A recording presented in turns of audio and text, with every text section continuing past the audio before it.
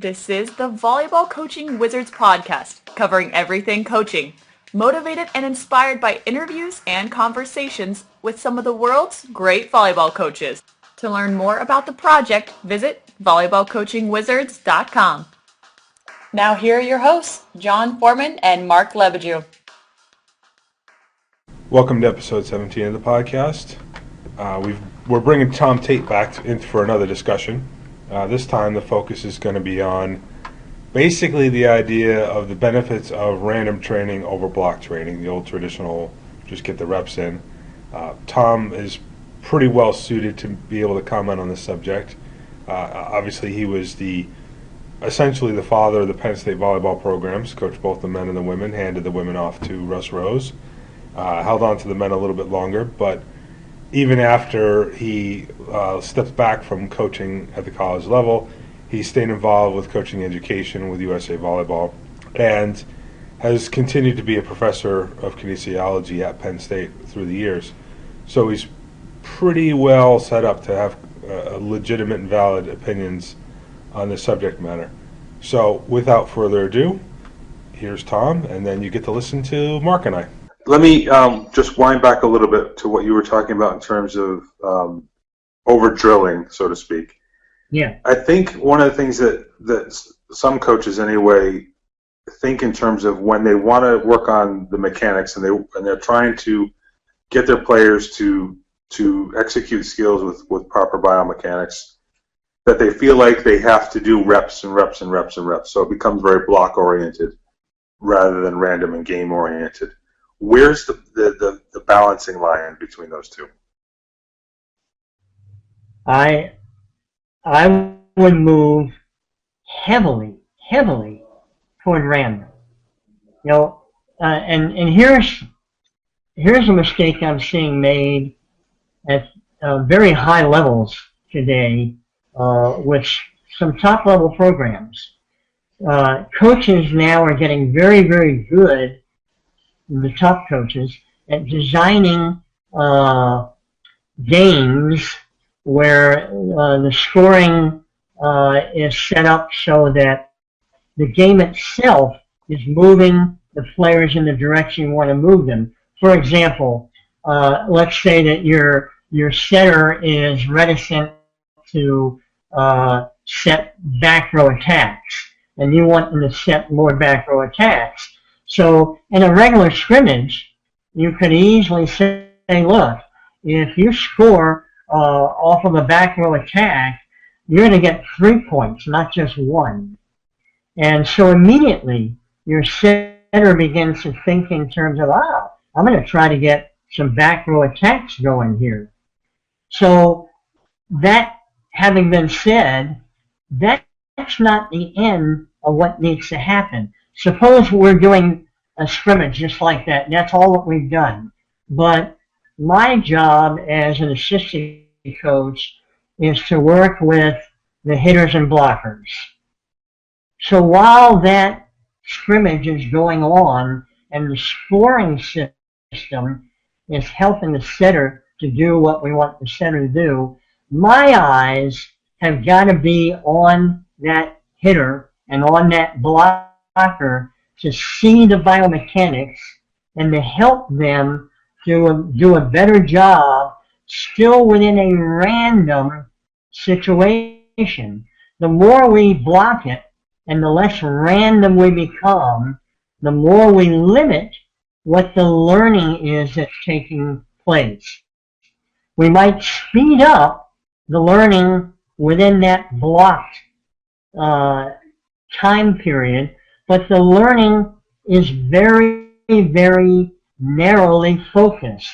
And the moment you make a change, semi-randomly, the biomechanics fall apart because they haven't learned how to make the foot adjustment, the arm adjustment, whatever it happens to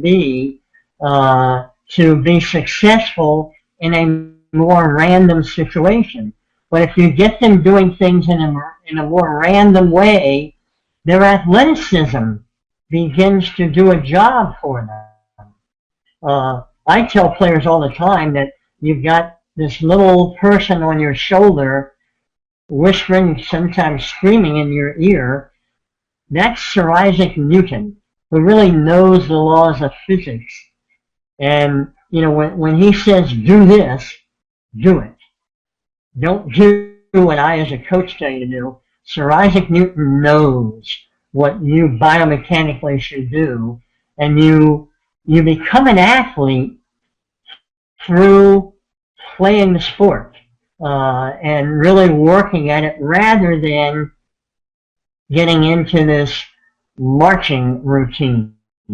I think for many years, up until very, very recently, at least in the United States, we were really handicapping our women volleyball players by trying to turn them into robots, where everything had to be done left foot here, right foot there, arm goes here, and so they couldn't play the game the way the game needs to be played.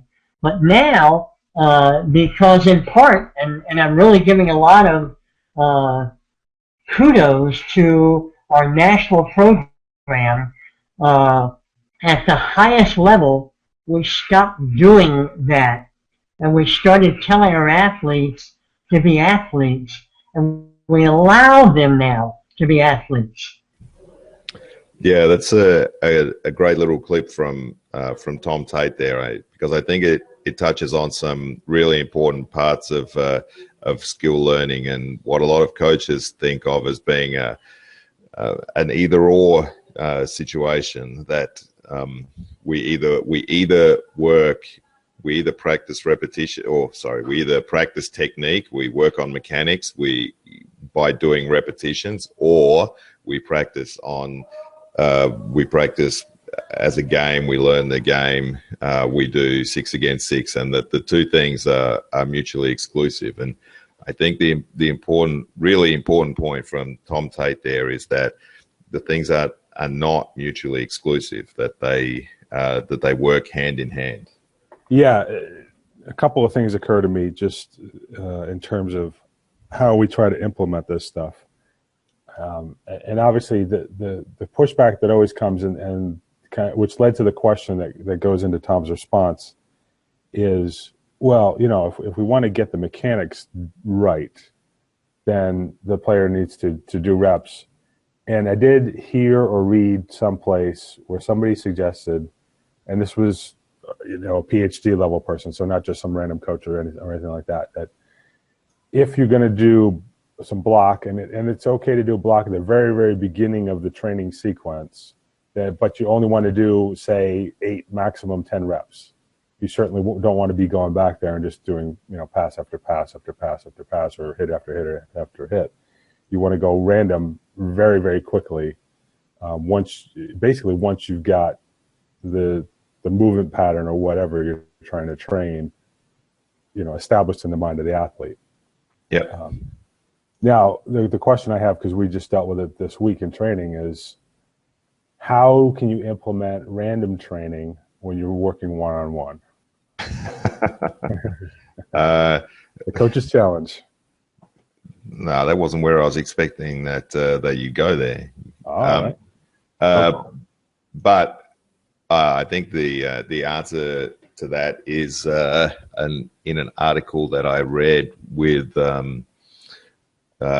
talked about Steve Kerr practicing when Steve Kerr is currently the coach of the Golden State Warriors, but he was a player, and he was in a particular situation where he was a 3-point shooting specialist, but he wouldn't play very much. So, but when he came on, he would be expected to score straight away. So he was working with a coach who thought about it, and the traditional way of practicing shooting in basketball, even to the NBA level, is to shoot 1,000 balls a day, or 10,000, or 500,000, or whatever number that seems ridiculously high to me. But that didn't help him shoot better coming off the bench with 4 minutes to go in the third quarter, and he had one chance to shoot. So what they did was that they would they would go to the gym and they'd do their warm up or whatever, and then they'd sit down on the bench next to the court and they would just chat away, do whatever, shoot the breeze. And at some moment, the coach would just shout, "Go," and Steve Kerr would jump off the bench, go on the court, take a ball and shoot one shot. And then he'd come back to the bench. And then at some moment later, they would repeat the purpose so that they'd have a 30-minute practice or an hour practice or something, and he would not shoot 1,000 balls, but he would shoot 7 with a space. So adding time in between each repetition. So replicating what he was expected to do during a game. So that's an example of how to make something random. And I think the answer to the question is by using your imagination. Mm-hmm. All right. The immediate pushback that I think somebody's going to have with a story like that is, okay, you're talking about a guy that is already by that point has the mechanics, has tons of experience shooting the ball. So what about when you're talking about somebody who's 12 years old just learning? I know this isn't your bailiwick, Mark. It's been a long time since you worked with 12-year-olds. Have you ever worked with 12-year-olds? Very briefly once, but no, that's not true. I did work in some period with 12-year-olds. I can't really answer it in an easy way because we're still talking about in individual practice here. So, in an individual practice, the randomness that you can introduce is pretty small anyway. Right. The only thing, if we're talking about a different situation, maybe particularly the Kerr situation, you go back to the only thing you can do is go back to the original research that you mentioned that says, in a blocked training session, you don't need to do more than 10 reps. Anything after that is not worthwhile. Yeah. So the only thing you can do is refer to the research because that's what we're basing everything that we talk on about anyway. Yep. If I want to talk about it in a broader sense, and just as you started that, when it crossed my mind that when, as I mentioned at the beginning, where coaches are often thinking about this as an either-or situation. We either work technique or gameplay, and one is repetitions and one is during the game or during 6 against 6. And while the research seems to be clear that random distributed practice is better, that the game teaches the game, all the other different ways that you can talk about it, that's not to say that repetitions don't produce a learning effect at all. What all of the research says is that the learning effect they produce is less, and that it is, I can't think of the word off the top of my head, but transfer. Sorry? Transfer, is that the one you're thinking of? Yeah, the learning effect, the transfer is less than in random practice, and it's not as resilient. So, as Tom mentions in that little clip, that if you change one small thing, then you can lose the mechanics. So, but the important point is to remember is that there is learning even in that repetition practice, that one-on-one practice. It's just not as much as we imagine that it is. So if you're working one-on-one, there are lots of other things that practice helps with. You get to know the player, you develop a common language that you can use during practice, you can find out lots of things about how they want to work, what they're thinking about their technique, and it provides lots of insights over and above any technical benefit. But you have to remember that there is a technical benefit. It's just less than we imagine that it is. Right. Yeah. When I was at the HP coaching clinic that USA Volleyball runs, this was the 2015 version. Somebody posted the graph showing exactly what's the research indicates in the block versus random, and I'll find a copy of it and I'll put it in the show notes. But basically, what it shows is that yes, when you're in the block training, which basically means consecutive reps, very controlled, the learning curve is fast in the early stage, and even from the beginning is higher than if you're doing the more random training. But it's what happens when you actually move them from the training situation to the execution phase to gameplay, in our case. And what you see in the block side of things is the skill actually declines from where it was after the training phase of block to where it is in game situations. So basically what Tom was talking about, everything looks good when you're in training, but then everything falls apart once you put them in a game. The difference is that in a random situation, you actually see the skill level continue to increase once they get into the game phase. So that when we talk about the research, that's the research. And like I said, I'll put it in the show notes. Now, one thing that I've faced, and I'm guessing you probably faced this along the way too, is when you're trying to implement the more random training, more game teaches the game in your training, you get pushback from players who think basically like a lot of coaches think, that I need reps. I need reps. This isn't giving me reps. Yeah. So how do you approach that? How do you try to convince them that, what you're trying to do is the right thing, and B, also address the fact that sometimes it's not a physical thing, it's a psychological thing? This is where the environment that I work in is a little bit different. So, or provides me with different challenges. So I work with professionals, so we practice every day. We practice 2 or however many hours every day. And so there is an element of the practice that I can program that a player thinks that they're working on something. And I don't really lose any time from that. And even though I know there's no particular transfer going on, I know that the player feels good if he does this drill, and so I can put that in the program just for that reason. And also, I guess that one other slight difference is that there are short-term, the repetition type training produces some short-term unstable benefits, but if I'm playing a match tomorrow, I'm not really considering today's practice as a learning practice. It's a preparation for tomorrow's practice. So, for tomorrow's match. So if I do 50 float serve repetitions, I can be reasonably confident that it will have a benefit for tomorrow's match. Now, it might not be a very big benefit. It might be mostly psychological, and it certainly won't last until the match after.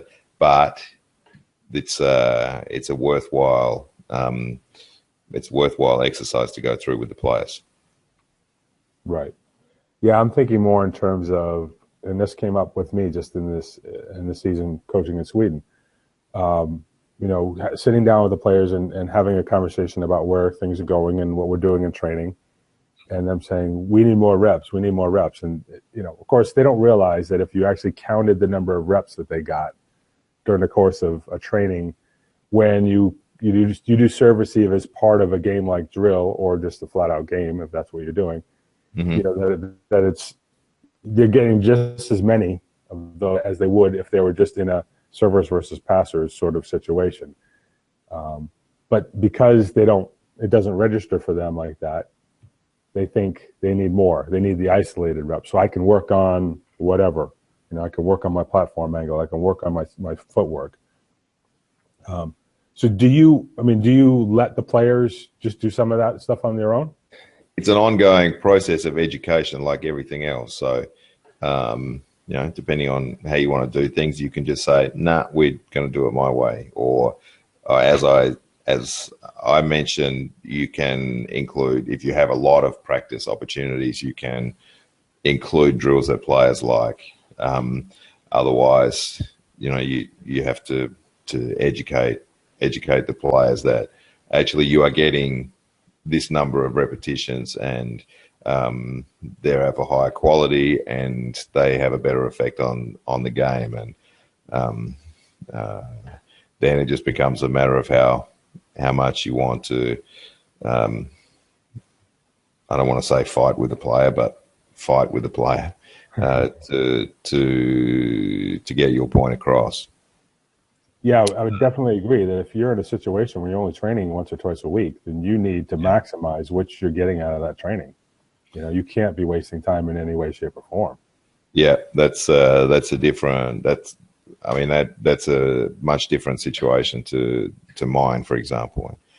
And in that case, I would point out the number of reps and say we don't have more time to do it. This is the amount of time that we have, and we can't afford to use that time, 45 minutes of our 2 hours, just to do serve and reception, or whatever the case may be. Yeah, well, it's the efficiency thing, like going back to the on Brandt conversation that we had. Yep. Actually, to that end, the funny side of one of these conversations we had is, one of my primary passers, one of my outside hitters, was talking about the difference in the reps that she felt like she was getting. It's like, well, when we do it in a game-like situation, then my mind is taken up by the fact that I might have to go hit or whatever. I'm like, well, yeah, that's what happens in a game. Correct. That's how volleyball works. Yeah, you need that mentality. You're not going to ever be back there just going, okay, I'm going to pass this ball and then I'm going to pass the next ball too. Yeah. So we, if our players aren't understanding the purpose, then it's our job to teach them. And I mean, we don't just teach them skills, we teach them other lessons along the way. The purpose of practice is to get ready to play, not to drill. Drilling is an end in itself. It's certainly in the context that Tom Tait talks about it. And that's not the object of everything we do, is to prepare to play a game. And right. Our practice has to reflect that. Now, this may put you on the spot a little bit, but when you were doing the hitters clinic last year, the FIVB clinic in England, the subject came up about using a machine, serving a machine and hitting, whatever for passing reps or defensive reps and whatever. And the point that you made is that yes, sometimes you use them for a player to get reps, but you would absolutely positively never use it as soon as there's more than one player. I'm not convinced that I said one player, but small groups of 2 or 3 that we can do a large volume in a short period of time. Well, I think the point you were making is because of the read and communication element required, as soon as you have 2 people, that the machine takes that away. Okay, we're talking about receiving with 2 receivers on the court. Right. I almost never. Not a line of players. Right. Yeah. Exactly. Yeah. Sorry, I do it quite a bit this year because just the structure of the way we're practicing right now, we have a lot of small group work, and it fits well in small group work from a just from a timing and organization point of view. And I think there are some small benefits to it, much less than certainly the manufacturers of the equipment would suggest. But in terms of organization of reception, so how multiple people work together to be receivers, it's not valuable, and I don't use it at all for that. It's just individual bang, bang, bang, bang, bang, bang, bang reps. Yeah, exactly. I remember we got one when I was coaching at Brown. Like you just alluded to, in the spring in women's volleyball in Division I, you're only allowed to work them during the non-traditional season. So before you're into your full spring team practices, when you're only got 2 hours a week, you can only go groups of 1 to 4. Yep. And that's, if you, as a coaching staff, if you're doing 3 groups or 4 groups a day, and you want to work on service eve, and it ends up being the coach who's doing the serving, that's a lot of wear and tear on the shoulders. So the machine was strictly to give the coaches a break is primarily what it was about. Yeah. And I can understand it from that perspective. Like I said, it has value. It's just, we just have to be, and all the types of drills that we do and all the types of practice that we do have value. The important thing is to understand exactly what that value is, to not overvalue something. So the work with the machine is not a high value work. It's small work. We can perhaps use it to, as I said, develop the common language between player and coach. That feedback during gameplay practice is then more efficient and more useful. If we think that so for that reason, it has value. For that purpose, it has value. But if we use the machine thinking that our receivers are suddenly going to be Sergio rather, after 2 months of work, then that would not be valuing it in the correct way. Right. Yeah, just because you're increasing the volume, you're not increasing the quality. By increasing the number of repetitions, you, by definition, decrease the quality of those repetitions because you have to take them further and further away from the game. And it's the continuum, it's a continuum, and it's a constant tightrope that you go back and forth on between maximum quality, i.e. maximum specificity closest to gameplay, and maximum repetitions, maximum volume. And the two things are mutually exclusive. So you're always going back and forth along that continuum, depending on the day of the week, the time of the season, all of those things. And that's the art of organizing practice. Right. And something that I don't think usually gets talked about very much in terms of block versus random is that, especially in college volleyball in the U.S., you've got a lot of issues with female players and overuse, especially in the shoulders and the knees. Mm-hmm.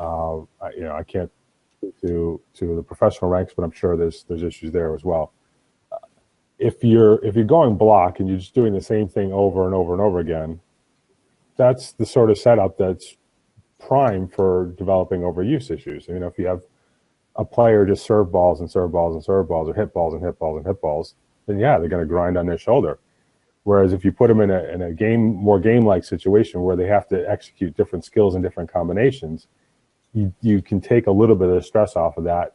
They don't have to do as many reps as we just talked about. It becomes more quality. And so I found, when I was coaching in Sweden, that we had one player who had some shoulder issues come up, but for the most part, I didn't hear them complain at all about anything beyond the normal aches and pains of being a volleyball player. That's natural, and I like to think that at least part of it, hopefully part of it was the work we were doing in strength and conditioning, but I think also the structure and the training. I think all the parts of the program, all the parts of the training program, affect how players react to all the stimulus. And I think particularly physically, particularly in terms of injury. So the type of practice, the amount of practice, the attention of the players to practice, the, I guess, preparation, the prevention, exercise, the weight training work, they're all included in that. And as Vital talked about, I don't remember if he did on his interview, but he talks often about that his goal with the weight training program is that the players never miss practice. So that's the main objective, and he had good results by working in that way. We're winding down on time, so any final comments? Yeah, the final comment that I wanted to make is, in a sense, maybe the most important one, but maybe that's good to leave it at the end. And Tom made the point about random distributed practice, that it's important for the coaches to focus the feedback in the gameplay drills on the things that they're working at, and that's the key. So the game is teaching the game, but if we're working on one or two specific things, then we provide feedback on those one or two specific things during the practice. And that's where we can make that link, if you will, between technical training and gameplay training. And the scoring system is one part, and the where the coach gives the specific feedback is the other part. And I think that's the point I'd like to leave it with. All right. Very good. Thanks for listening. We hope you enjoyed this episode. For show notes and more, visit volleyballcoachingwizards.com/podcast. Got an idea for a future episode or want to ask a question? Send an email to podcast@volleyballcoachingwizards.com.